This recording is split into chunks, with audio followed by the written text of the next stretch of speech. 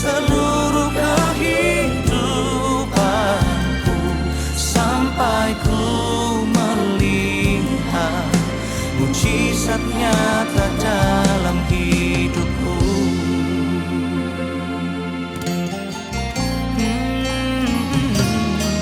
Engkau Tuhan yang paling mengerti, Engkau pribadi yang memahami dalamnya relung hati. Kau tahu, kau mengasihiku. Ku percaya kuasa-Mu ajaib, ku percaya Kau sanggup menolongku.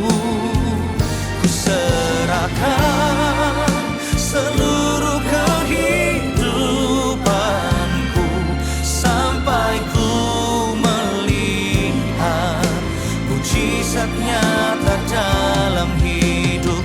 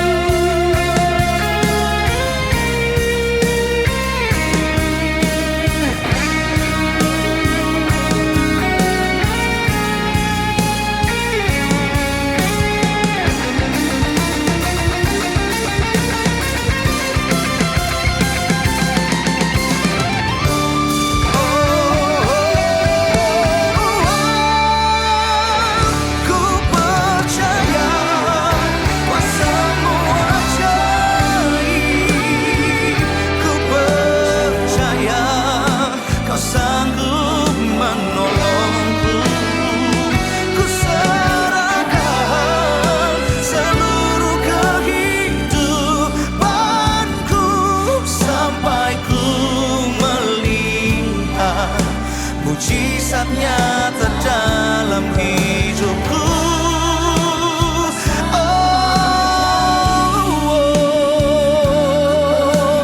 Ku percaya menolongku,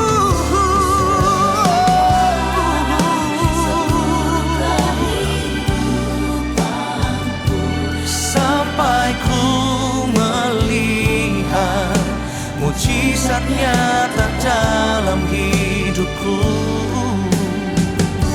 sampai ku melihat mujizat nyata dalam hidupku.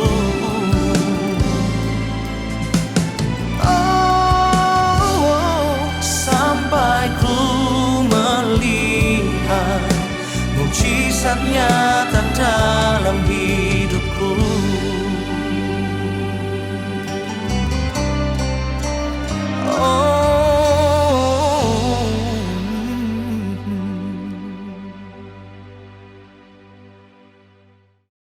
Kami siapkan hati kami untuk firman-Mu pada pagi hari ini.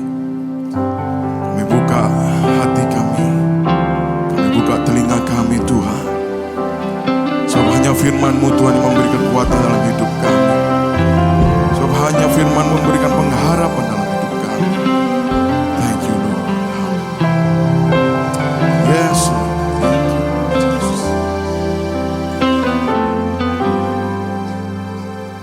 Firman-Mu pelita terang jalanku, beri pengharapan dan kepastian, mampukan melewati semua persoalan, sangat teruji dan beri kemenangan. Firman-Mu Tuhan, firman-Mu pelita terang jalanku, beri pengharapan dan kepastian, mampukan melewati semua persoalan, sangat teruji dan beri kemenangan.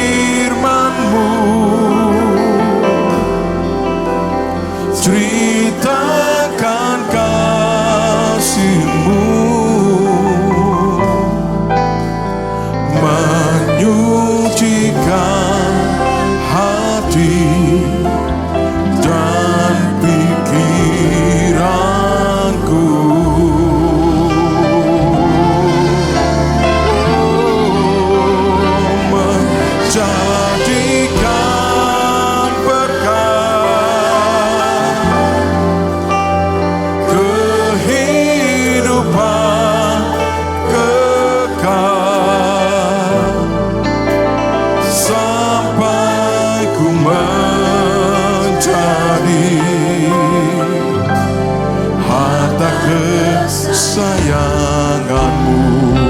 Mari berikan sorak-sorai tepuk tangan paling meriah buat Tuhan Yesus kita. Haleluya. Firman-Mu pelita terang jalanku, beri pengharapan dan kepastian-Mu, mampukan melewati semua persoalan, sangat teruji dan beri kemenangan. Firman-Mu, Firman-Mu, ceritakan kasih-Mu Tuhan, ceritakan kasih-Mu, menyucikan hati dan pikiranku,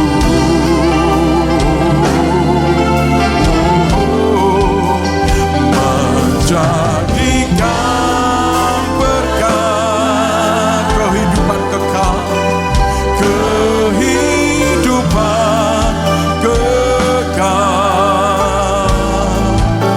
sampai ku menjadi harta kesayangan. Oh, firman-Mu Yesus, firman-Mu. Pada saat ini kita bangkit berdiri bersama-sama Bapak Ibu saudaraku semua. Angkat kedua tangan-Mu, katakan firman-Mu Tuhan yang menceritakan kasih-Mu Tuhan Yesus dalam hidup kami, menyucikan hati dan pikiranku,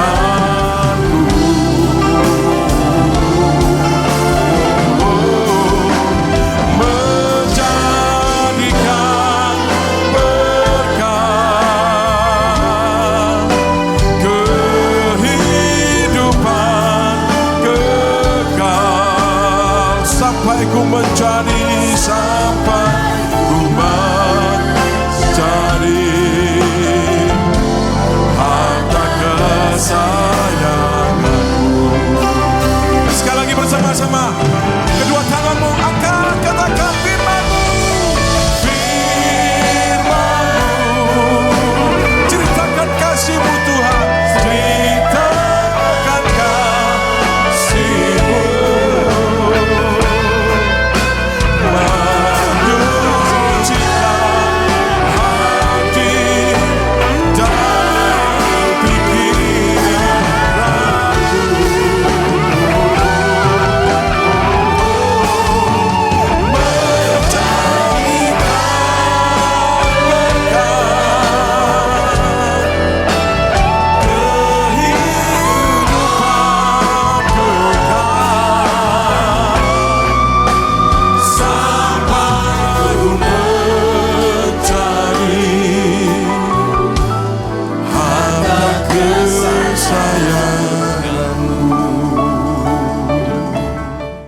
mengurapi setiap kami yang tempat ini. Kau sucikan setiap hati pikiran kami, supaya hati kami boleh teduh, jiwa kami boleh segar kembali, supaya pikiran kami boleh jernih Tuhan, supaya bisa melihat rencana dan jalan Tuhan, di mana Engkau telah menyediakan kami sesuatu yang indah untuk masa-masa kami dan akan datang, bahkan kepada keturunan-keturunan kami. Tuhan, beri kepada kami hati yang taat, yang tulus dan mengasihi Tuhan. Terima kasih Tuhan, kami berdoa untuk mereka yang di dalam pergumulan, mereka yang dalam masalah satu persatu. Tuhan, Engkau sudah menolong mereka, bahkan ada yang belum ditolong, Tuhan tetap menolongnya. Kau memberikan kekuatan, hikmat, marifat. Dan kami berdoa juga Tuhan untuk mereka yang sakit, berikan kekuatan, tambahi iman kepada mereka, beri pengharapan, supaya mereka kembali semangat dan menjadi sembuh di dalam nama Tuhan Yesus. Tuhan, Kau bangkitkan roh kami, boleh menyala-nyala kembali, supaya kami melihat bahwa kami ada di dunia, ada rencana Tuhan yang indah, yaitu Tuhan untuk membawa keluarga, jiwa-jiwa boleh datang dan diselamatkan. Di dalam nama Tuhan Yesus, kami sudah mengucap syukur dan berdoa. Haleluya. Amin. Ya, silakan duduk. Shalom. Puji Tuhan, saudara yang dikasihi Tuhan. Ketika kita bangun pagi, apapun yang membangunkan kita, entah masalah, entah alarm, entah saudara dibangunkan Tuhan, percayalah ketika bangun pagi, Tuhan sedang menyambut kita dan siap menggandeng tangan kita untuk melewati hari-hari itu bersama dengan Dia. Namun kerap kali tubuh kita ini lemah, saudara. Yaitu mungkin kita capek, mungkin kita sakit, tetapi percayalah, walaupun tubuh kita lemah, tapi jiwa kita tetap disegarkan Tuhan. Jangan saudara bergantung kepada tubuh yang lemah. Karena mungkin kita kurang makan, mungkin kita salah makan, mungkin kita ada sesuatu, tapi ketika bangun pagi, mungkin tubuh lemah, tapi jiwa saudara disegarkan oleh Tuhan. Untuk apa? Untuk masuk di dalam hari-hari yang Tuhan siapkan dan rencana yang indah dalam hidup kita. Saudara, setiap kali saya ingat, setiap kali kita bangun pagi, saya tahu bahwa Tuhan sedang membangunkan kita. Apapun cara Tuhan membangunkannya, tetapi Dia sedang menanti kita. Untuk apa? Untuk supaya hidup berjalan bersama Dia di hari-hari itu. Sebab itu saudara, ketika kita bangun pagi, jangan sampai kita saudara terlena. Jangan sampai kita hidup dalam kekhawatiran, ketakutan. Walaupun mungkin tubuh kita masih lemah, tapi iman kita harus semakin meningkat. Satu hari saudara, ketika saya berdoa dan kemudian pagi-pagi ketika Pak Hendri, Pendeta Hendri jemput saya di Surabaya, saya turun dari pesawat, saya ngomong sama Pak Hendri ini, yaitu Pak Hendri, tur pilgrim kita ini kata Tuhan akan diundur dan ditunda. Dia heran. Loh kenapa seperti itu? Ya cuma pesannya seperti itu. Tuhan berkata, aku sudah mundurkan dan aku sudah tunda pilgrimmu ini. Jadi saya tidak tahu, ya kita taat saja. Kita ikuti aja maunya Tuhan. Tidak lama saudara ada namanya gempa bumi. Sehingga saudara mulai tiket kita diundur. Kenapa? Karena kita harus berangkat ke tempat ini, kita pindah naik pesawat Emirates yang pergi ke Casablanca. Kalau kita naik pesawat yang lain, kita turun di tempat yang gempa bumi itu. Sehingga dipindahkan pesawatnya pakai ini saudara. Ya, pergi ke Casablanca. Ya, saya ikut aja saudara. Tapi teman-teman juga tidak goncang itu saudara. Dia bilang gempa bumi Pak, ya sudah mau apa? Kita ikuti Tuhan aja lah. Kita nggak usah, kita kehendak Tuhan yang jadilah. Kita nggak usah ngotot-ngotot saudara gitu. Nah akhirnya saudara setelah tiket diundurkan, tanggalnya diundur juga berangkatnya. Dari tanggal 20 berapa jadi tanggal 30, ya sudah. Visanya diundur juga saudara. Lucu juga gitu. Harusnya visanya tanggal sekian diundur minggu depan. Diundur lagi 1 minggu. Gitu. Nah pas diundur 1 minggu dan kemudian sebelumnya itu memang saudara waktu kita visanya diundur itu sudah ada perang. Visanya diundur. Nah waktu perang teman-teman berkata ini perang loh Pak Fengki. Sudahlah. Pokoknya kita ikuti Tuhan, taat saja. Nggak usah pikir-pikir. Kalau dia suruh kita pergi, pasti kita pergi. Kalau dia suruh kita mundur, ya pasti omongannya dia mundur, ya mundur. Apa kita nggak tahu, saudara. Benar saudara, Rebo kemarin saya bilang ini gimana ini? Kita mesti tanya dulu sama airline-nya. Karena besok kita mesti ngurus visa, besok lusa ini. Jadi kalau ngurus visa, ya ngurus saja. Kalau batal ya tinggal batal, hilang uang visa. Tapi yang penting kita juga telepon airline-nya. Ternyata airline saudara berkata diundur, ditunda. Jadi sebelum gempa bumi, sebelum perang, Tuhan sudah tahu apa yang bakal terjadi. Sehingga dia berkata, aku sudah mundurkan, aku sudah tunda. Tapi kita nggak tahu tunda bentuknya apa.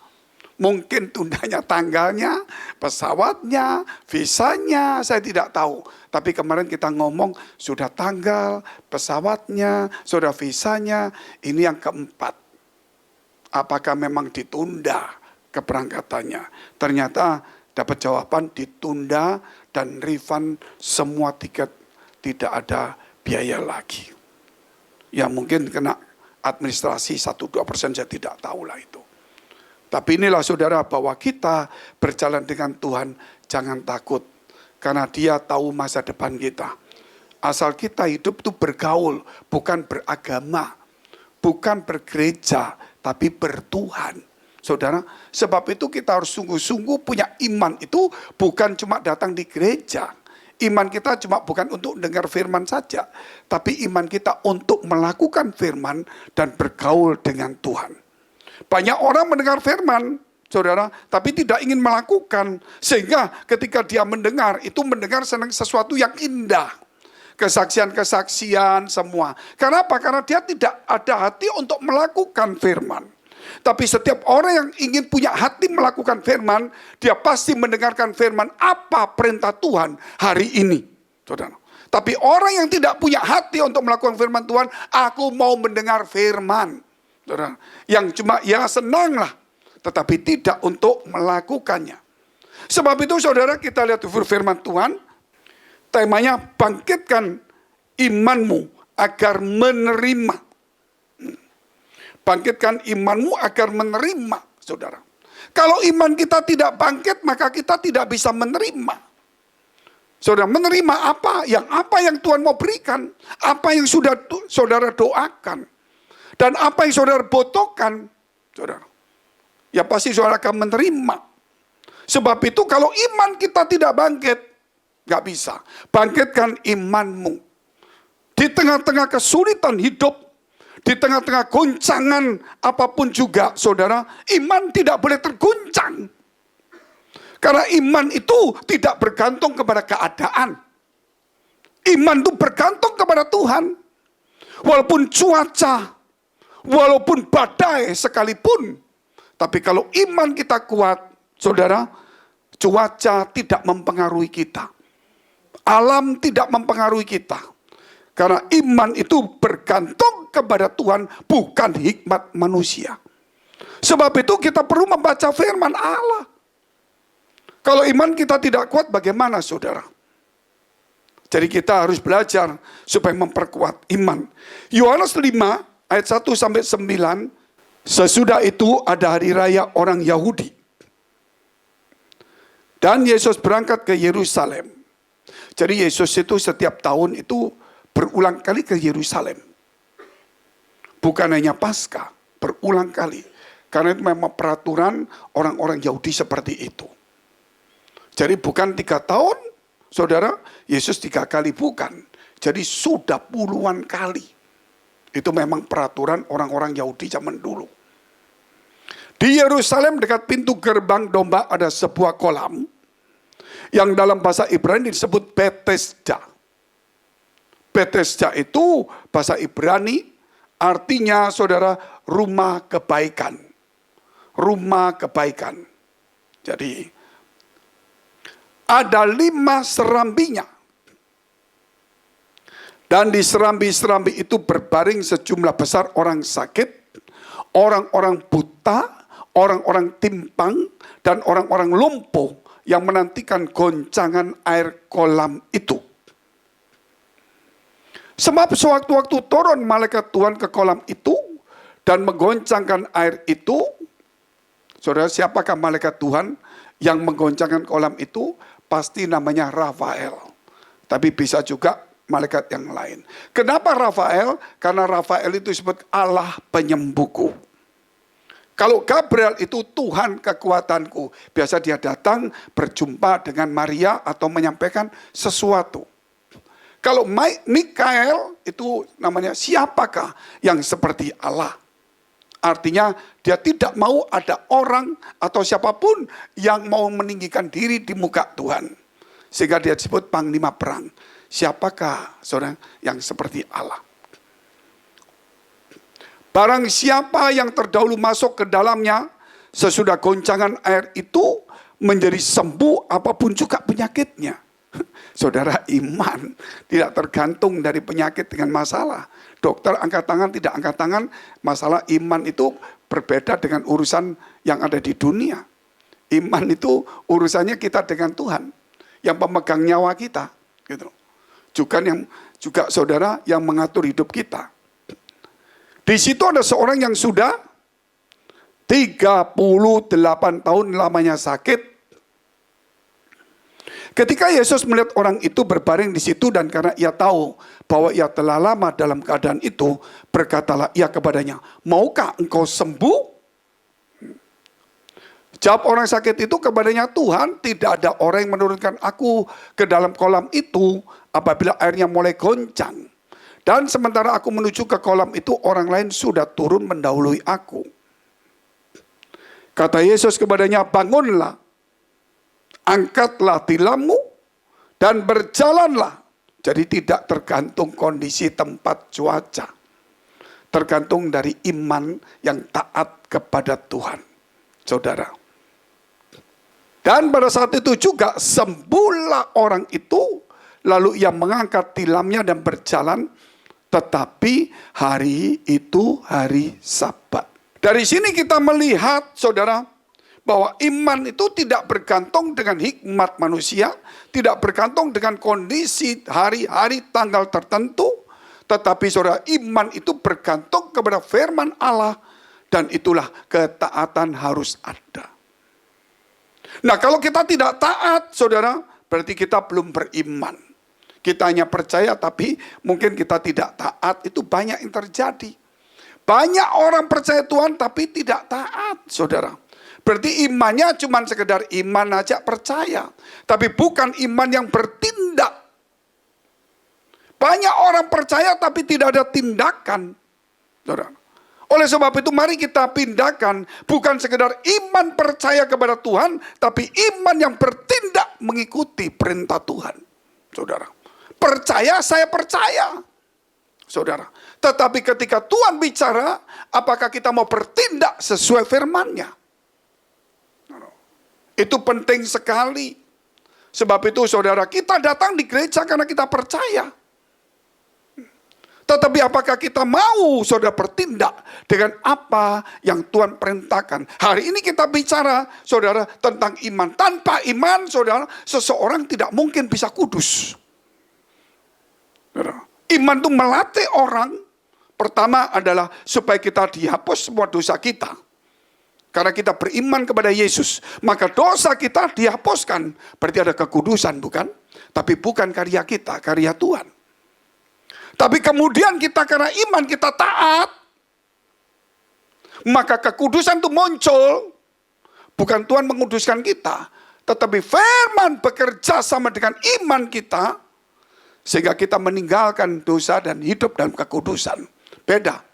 Kalau iman pertama, saudara, itu Yesus, itu menguduskan kita melalui imannya.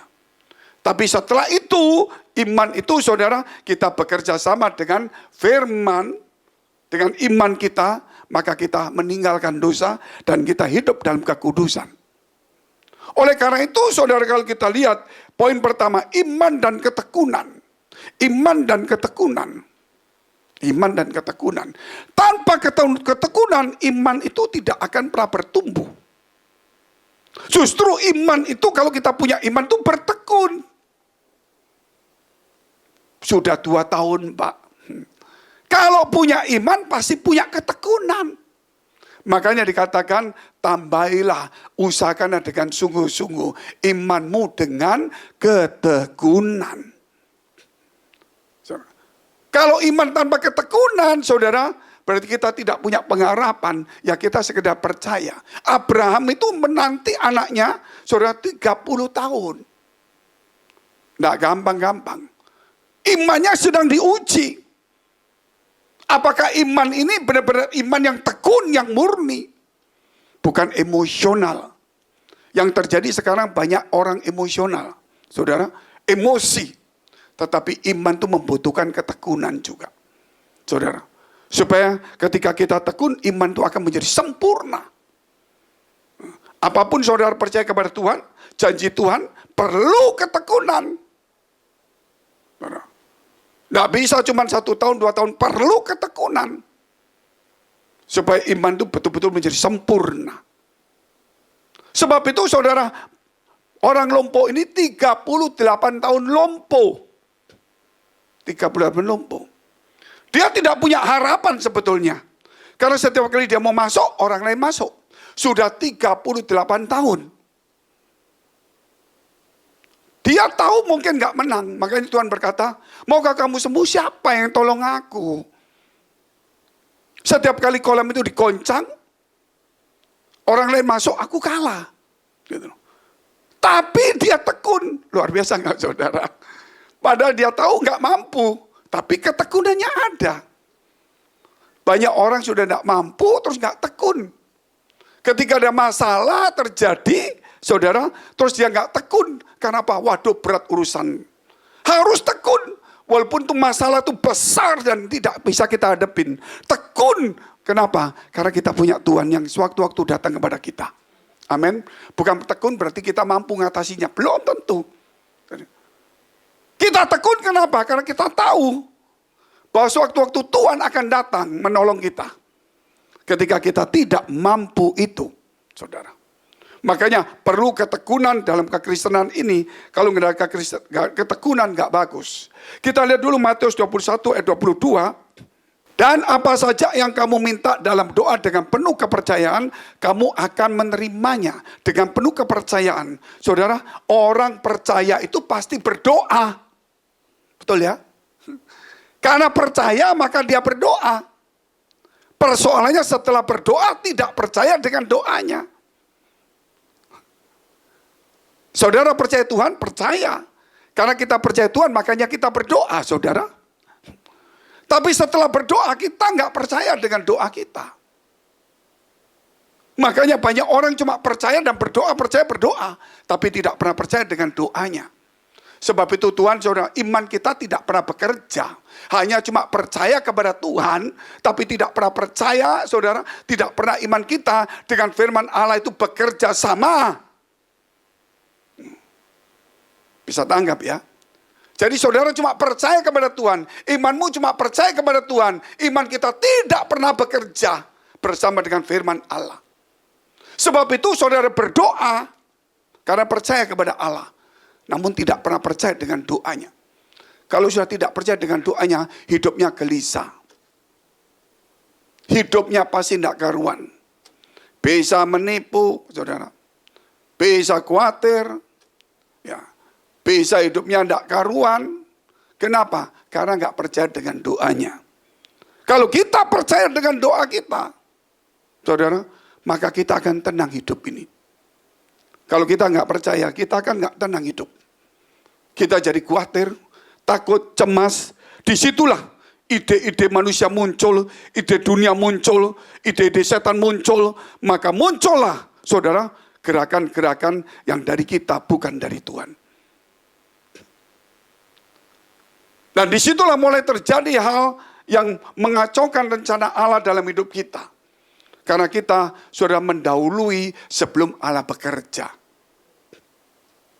Oleh karena itu, saudara, kita harus percaya dengan doa kita. Kalau kita tidak percaya dengan doa kita, saudara, berarti kita hanya cuma percaya Allah saja, beribadah. Akhirnya hidup kita goyah. Jadi Kristen, saudara, Kristen Kristenan aja lah. Ke gereja, ibadah. Tapi tidak ada sesuatu yang berdampak. Orang kalau percaya dengan doanya, hidupnya tenang dia. Dia mantap walaupun dalam kesulitan. Persoalan apapun, dia akan tenang karena dia yakin pasti terjawab. Amin. Itu pasti terjawab. Dan kalau saudara yakin pasti terjawab, Tuhan pasti juga akan mengabulkannya.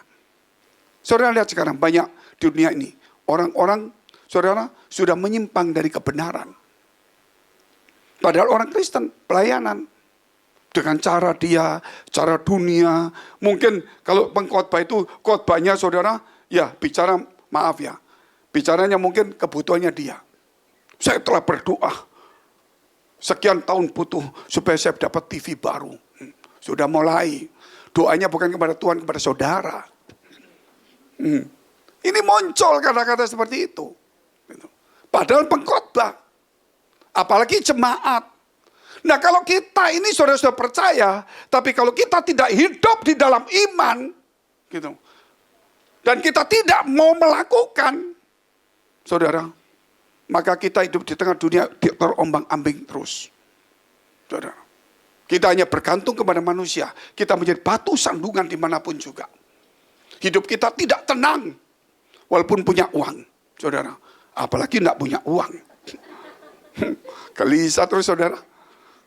Saya keluar masuk, saya kerap kali tangan saya masukkan ke kantong. Orang bilang, Pak, kenapa masuk ke tangan kantong? Ya saya percaya. Kalau kantong saya kosong, besok akan penuh juga. Jadi saya jaga dulu. Jangan sampai ada orang masuk. Kadang-kadang saudara di Surabaya itu, AC-nya dingin sekali. Jadi saya nggak masuk sini, saya masuk di kantong belakang dua-dua, saudara. Jarang. Pak Fengki kok aneh tuh, kadang-kadang kantongnya di belakang sini. Iya, supaya jangan ada orang nyopet. Tuh, gitu. Kenapa, saudara? Kalau uang dicopet nggak apa-apa, tapi kalau iman dicopet itu bahaya. Amin. Kantongnya di belakang nggak ada dompet, nggak ada uang. Tapi saya pegang gini, supaya jangan sampai iman kita dicopet, saudara. Itu mengajar kepada saya. Walaupun kantong saya di belakang, memang ada isi, depan ada isi. Tapi saya ingatkan sekosong-kosongnya, saudara, masalah apa persoalan kita, apapun juga kondisi kita kosong. Yakinlah, saudara, bahwa Allah itu selalu memelihara kita. Yang penting iman kita jangan dicopet. Kenapa, saudara? Karena di hari-hari terakhir ini kalau kita melihat, kita lihat dulu. Matius 17 ayat 20 dulu. Ia berkata kepada mereka, karena kamu kurang percaya. Perhatikan itu. Sebab aku berkata kepadamu, sesungguhnya sekiranya kamu mempunyai iman sebesar biji sesawi saja, kamu dapat berkata kepada gunung ini, pindah dari tempat ini ke sana, maka gunung ini akan pindah dan takkan ada yang mustahil bagimu. Makanya kalau kita percaya dengan doa kita, saudara, maka kita tidak di dalam kehidupan kita, saudara, kita tetap akan bergantung pada Tuhan. Tidak memaksakan dengan cara kita, gitu loh. Saya lihat ada teman-teman, saudara, orang-orang tertentu yang punya masalah, mungkin punya persoalan atau punya proyek, dan dia percaya sama Tuhan. Ketika dia percaya, dia berdoa yakin, dia doa puasa. Tapi dalam kehidupannya dia mengatur sendiri, dia khawatir sendiri, dia bingung sendiri. Saudara, dari sini kita melihat imannya sekedar percaya Tuhan. Imannya tidak pernah bekerja sama dengan firman. Saudara, sebab itu sangat tragis sekali.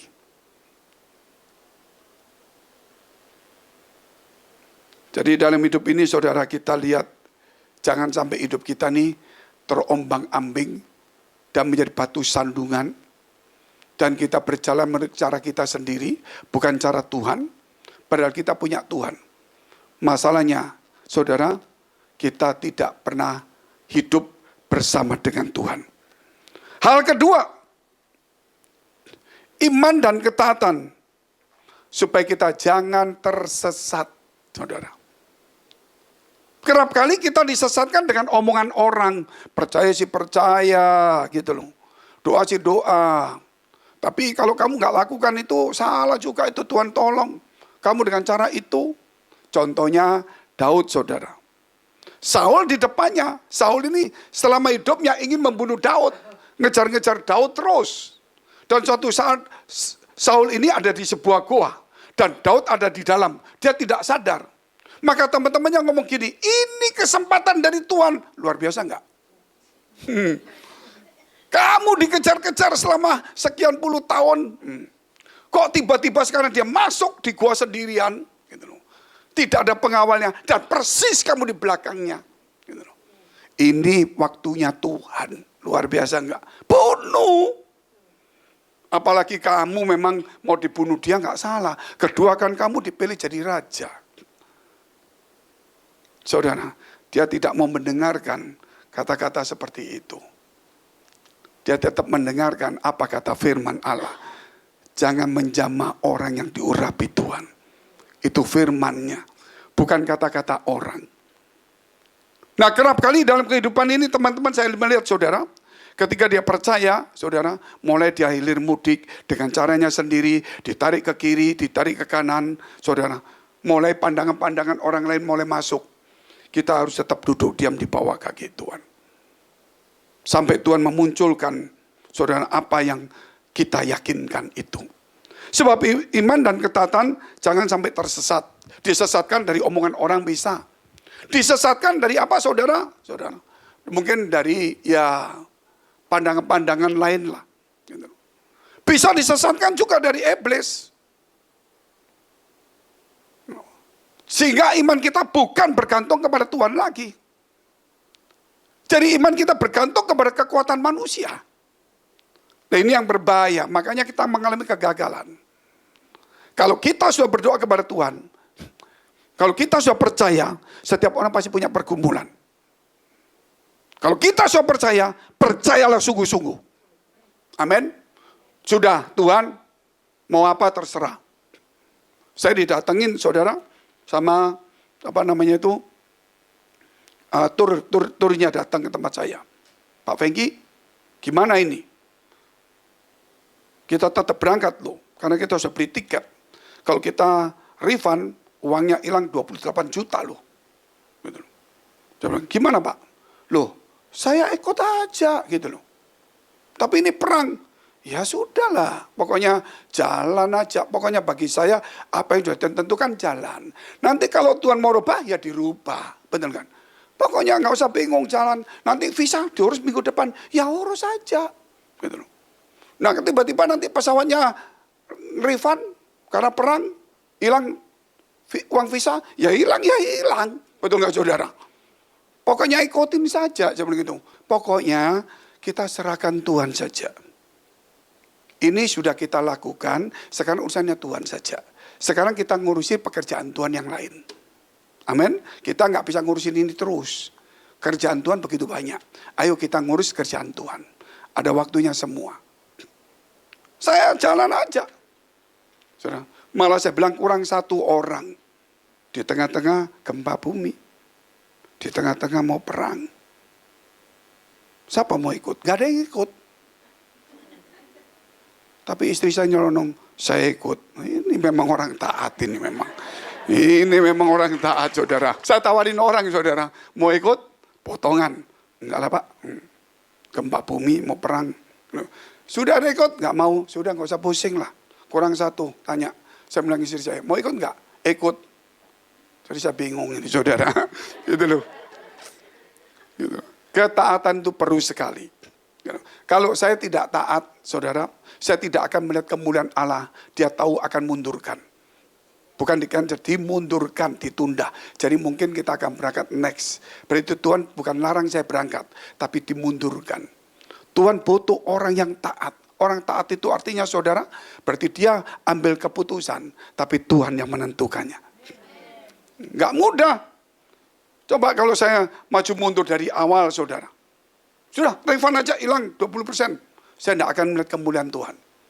Uang, saudara, kembalinya mungkin kembali 60-65%. Ya, nggak apa-apa daripada. Tapi kan bukan soal uang balik semuanya. Tapi kita tidak melihat kemuliaan Allah membela kita. Jadi bukan berarti saya ada penyakit atau masalah, saudara, terus saya diluputkan. Bukan itulah. Yang penting itu Tuhan mencegah sebelum kejadian. Saudara ingin mujizat, tapi kalau saudara harus sakit dulu, ngapain? Betul kan? Saudara mau sembuh, tapi saudara harus sakit dulu. Sehingga hari ini, wah saya 1 tahun sakit berat, hari ini puji Tuhan sembuh. Tahun depan saya sakit lagi, saudara. Tapi sembuh. Lebih baik kita nggak sakit, tapi kita bisa memuliakan Tuhan. Nah amin-amin yang sekarang saya lihat ini, mau tunggu sakit, sembuh, atau mau melayani. Itu penting sekali. Pas saya bilang, saya ngomong sama dalam hati saya, sama beberapa teman, kalian itu lulus loh. Sudah berangkat berani, betul nggak saudara? Gempa bumi tetap jalan. Perang ya, bilang, perang gimana? Saya tanya teman saya satu, perang gimana? Ya enggak tahu Pak Fengki, jalan ya jalan. Luar biasa juga saudara. Jadi saya pikir apa yang sudah kita putuskan, saudara, kita serahkan Tuhan sajalah. Gitu. Kalau apapun yang Tuhan mau, sudah kita serahkan Tuhan. Hidup kita tidak boleh dibebani dengan apa yang sudah kita putuskan. Tetapi sebelum memutuskan, lebih baik kita juga dekat dengar-dengaran sama Tuhan. Itu penting. Seandainya pun saudara salah, seandainya salah. Apa yang sudah kita putuskan, jangan terlalu banyak dipikirkan kembali. Serahkan Tuhan sambil kita menginsafi. Saudara, bahwa lain kali kita kalau memutuskan, kita mau bawa Tuhan peserta kita. Amin. Yakinlah, banyak orang hidupnya saudara, sudah betul-betul tidak berserah. Orang yang taat itu orang yang berserah kepada Tuhan. Kalau iman kita saudara selalu tidak punya ketaatan, maka apapun yang kita putusi, baik dari Tuhan maupun tidak dari Tuhan, kita selalu akan gelisah. Dan hidup kita tidak bisa maju ke depan, saudara. Contohnya jelas, bangsa Israel yang sudah tahu dari Tuhan, sampai laut terbelah jadi dua. Dia tahu dari Tuhan. Tapi selalu saudara, keputusannya selalu ngomong, salah aku meninggalkan Mesir ini. Di sana itu makan enak, di sini cuman mana. Loh saudara lihat. Itu dari Tuhan pun. Dia masih ngomong keputusannya salah. Tetapi hari ini kita melihat apapun juga yang sudah kita putuskan hari ini.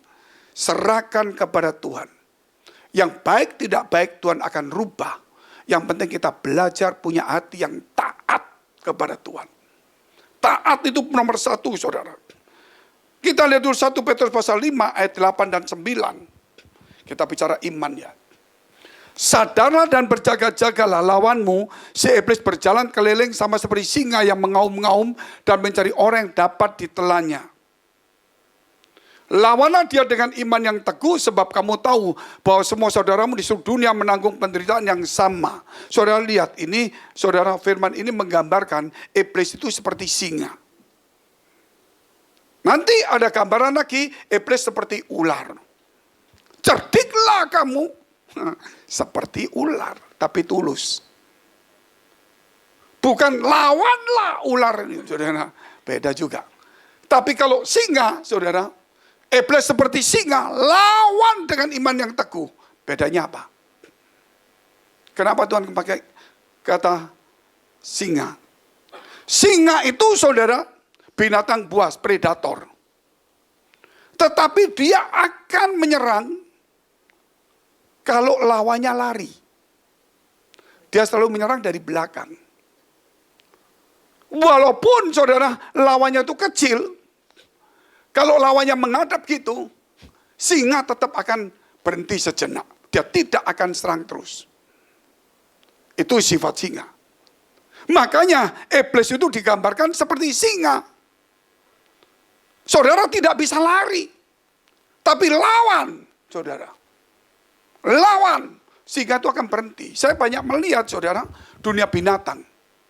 Orang-orang yang mengerti dunia binatang, dia duduk, dia lihat ada singa. Gitu. Singa lihat dia lari, dia berdiri. Gitu. Singanya berhenti. Saudara. Dia duduk lagi. Singanya maju lagi, dia berdiri lagi ngelawan, saudara. Singanya berhenti lagi, saudara. Semakin lo jalan lagi, singa itu gertak terus. Tapi orang ini tidak lari. Tetap di tempat. Dan tetap menghadap singa itu. Nggak jauh, dia berdiri gini. Padahal kalau ngelawan belum tentu menang. Kecuali Daud memang menang dia, saudara. Tetapi singa itu mundur ke belakang. Makanya dia kalau ada 2-3 ekor singa, ngepung, yang di depan nggak mungkin nyerang. Yang di belakang yang nyerang. Sebab itu firman berkata, lawanlah dengan imanmu yang teguh. Nggak bisa lari. Nggak boleh lari kita. Demikian juga pengajaran sesat, saudara. Pengajaran sesat ini muncul di mana-mana sekarang ini.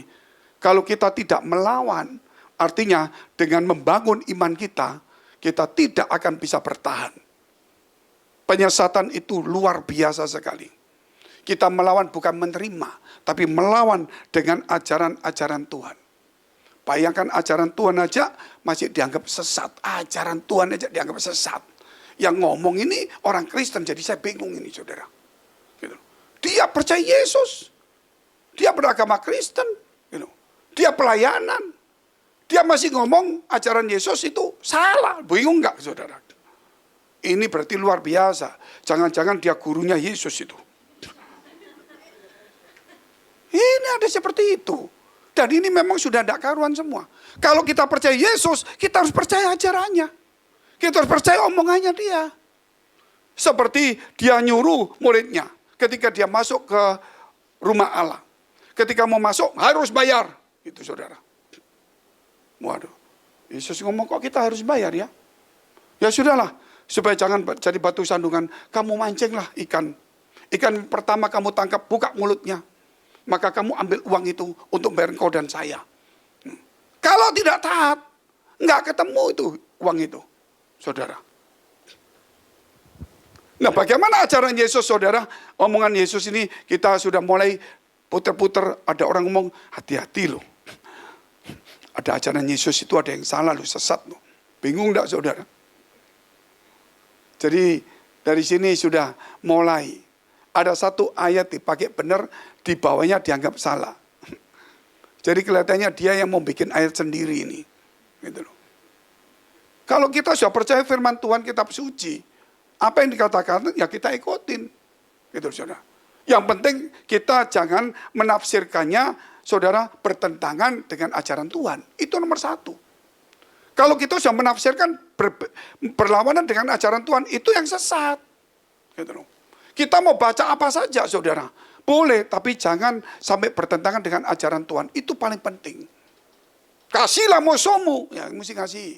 Walaupun sakit hati, sakitku bagaimana, saudara. Benar kan? Sakitku sampai setengah hatiku hilang, atau apa macam-macam. Saudara, apapun juga.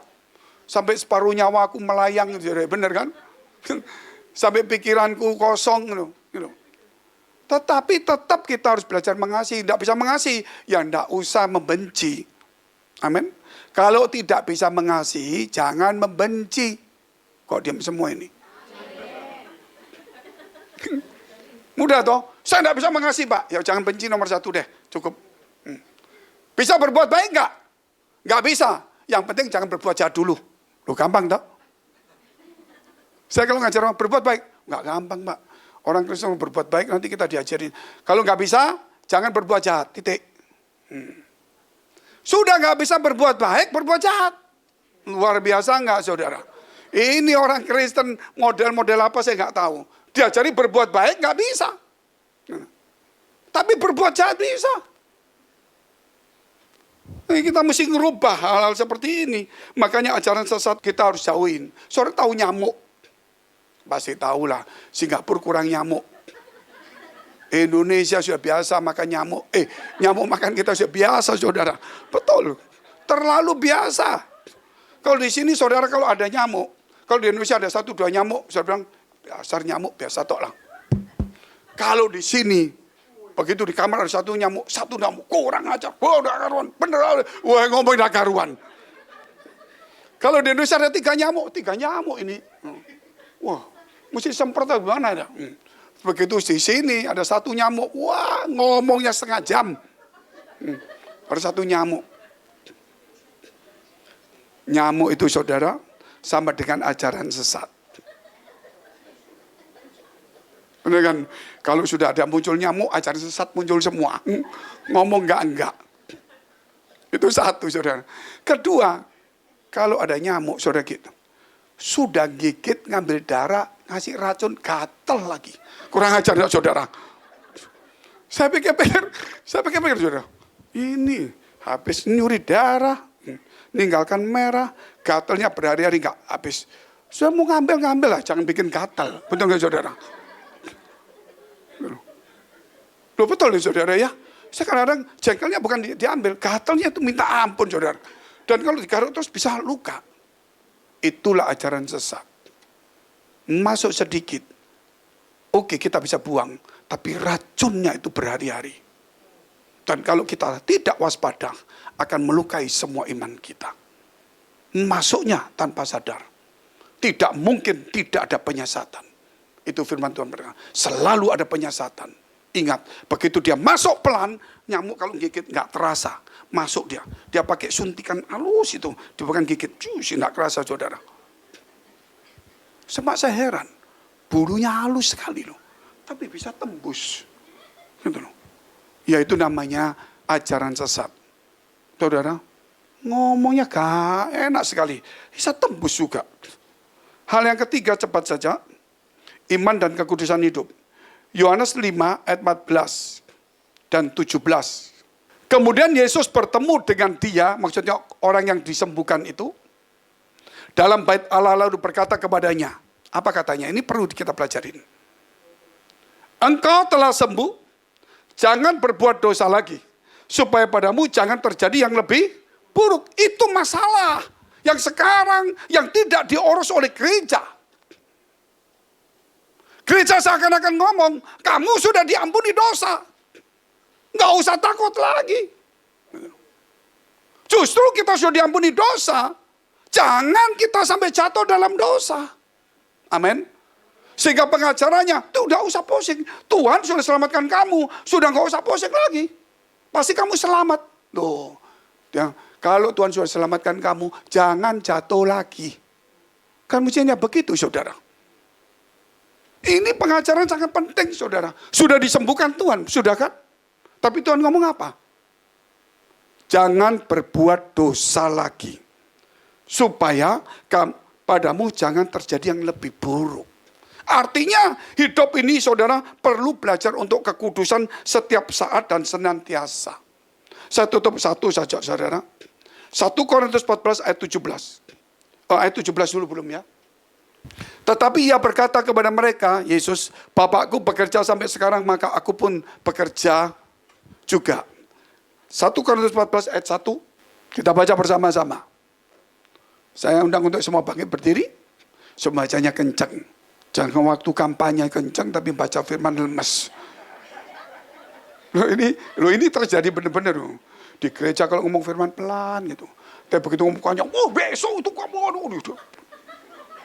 Di gereja. Kita baca 1, 2, 3. Kejarlah kasih itu dan usahakanlah dirimu memperoleh karunia-karunia roh. Terutama karunia untuk pernubuat. Yang pertama hidup yang harus dikejar adalah kejarlah kekudusan. Ada 7 kata kejarlah. Di dalam perjanjian baru. Kata kejarlah kekudusan itu 2 kali. Karena tanpa kekudusan tidak satu pun orang melihat Tuhan. Ada kejarlah keadilan. Adalah kejarlah ibadah. Saudara. Dan lain sebagainya ada 7. Tapi yang pertama, kejarlah kekudusan. Sebab tanpa kekudusan, tidak seorang pun bisa berjumpa atau melihat Tuhan. Mari kita tunduk kepala kita berdoa. Terima kasih Engkau memberkati kami semua di tempat ini. Supaya hati kami disucikan kembali. Supaya iman kami bukan hanya percaya kepada Tuhan. Tetapi iman kami mau bertindak bersama-sama dengan firman Tuhan. Supaya dalam kehidupan kami bukan kami percaya dan berdoa dan beribadah. Tapi kami percaya dalam ibadah dan doa kami mengandung janji dan terjadi sungguh-sungguh. Terima kasih Tuhan Kau memberkati kami semua di tempat ini. Supaya kami tetap Tuhan tekun di dalam menanti. Tekun di dalam iman.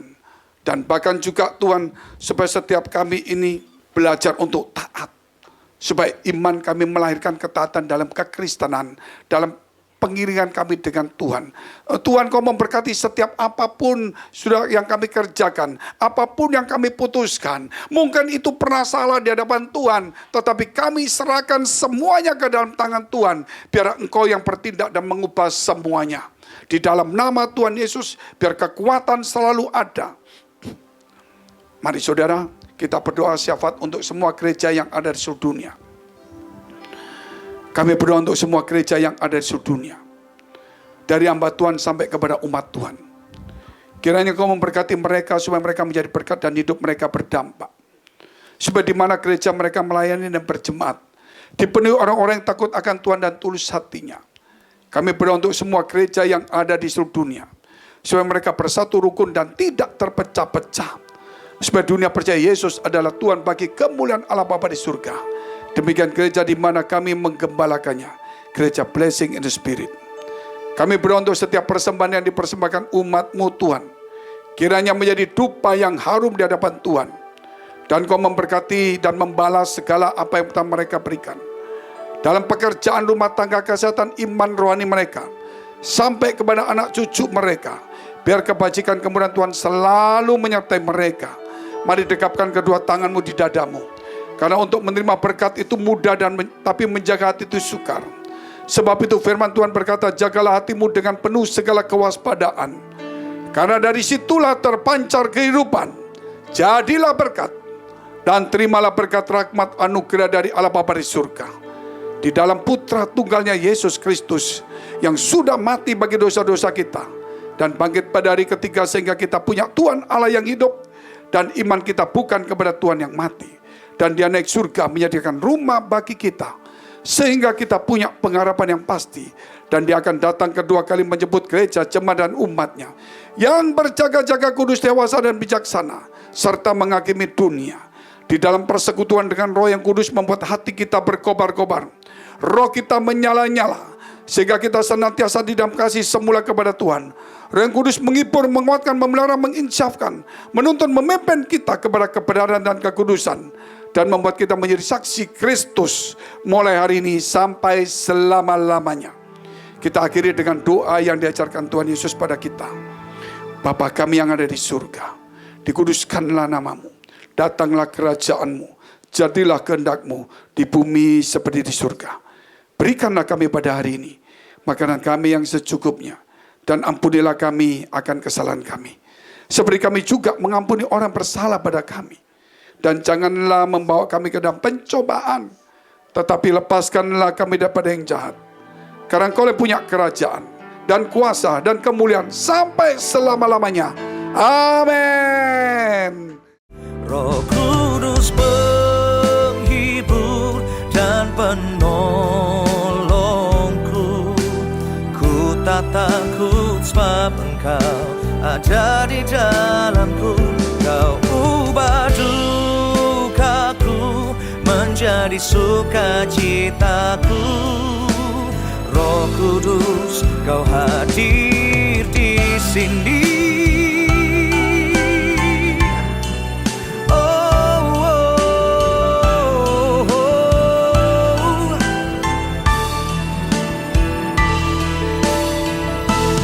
Roh Kudus penghibur dan penolongku. Ku tak takut sebab Engkau ada di dalamku. Kau ubah dukaku menjadi sukacitaku. Roh Kudus, Kau hadir di sini. Roh Kudus, Kau hadir di sini.